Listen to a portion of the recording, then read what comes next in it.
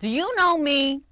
Well, American Express did not know me because when I was in the Congress of the United States, I applied for an American Express card and they told me I had to get my husband to sign for it.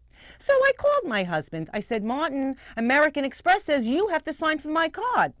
He said, Bella, I love you. I wouldn't trade you for Joe Namath, but you're going to have to tell American Express to give you your own card.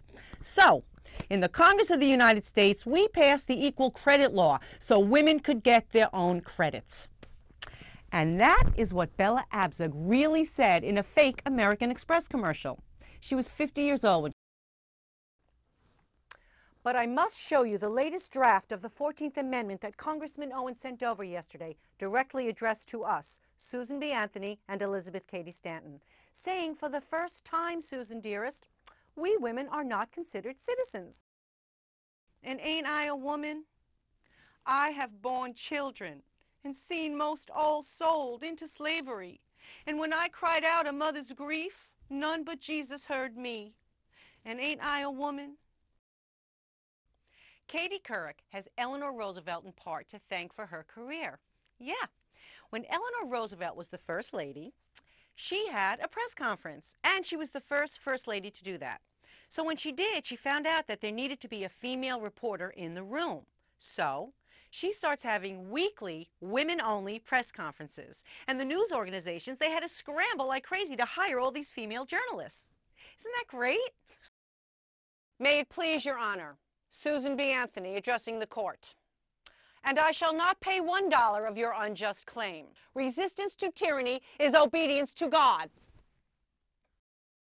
What'd you get? Barbie. Which one? Teacher Barbie? That's Teacher Barbie? Let me see. She's too skinny. Yes, she is. Yes, she is. Yes, she is.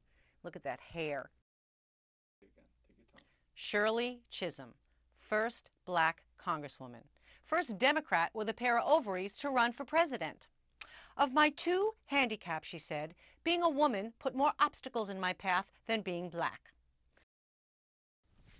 I now claim the right to speak for the enfranchised women of the country and announce myself as candidate for president. I anticipate criticism. The first woman to run for president was Victoria Woodhull in 1872. And I bet Hillary knows all about the Joan of Arc of the women's movement. Mrs. Satan, the prostitute who ran for president, who asked Frederick Douglass to be her running mate, who ran on the Equal Rights Party, which she founded and funded with her own money.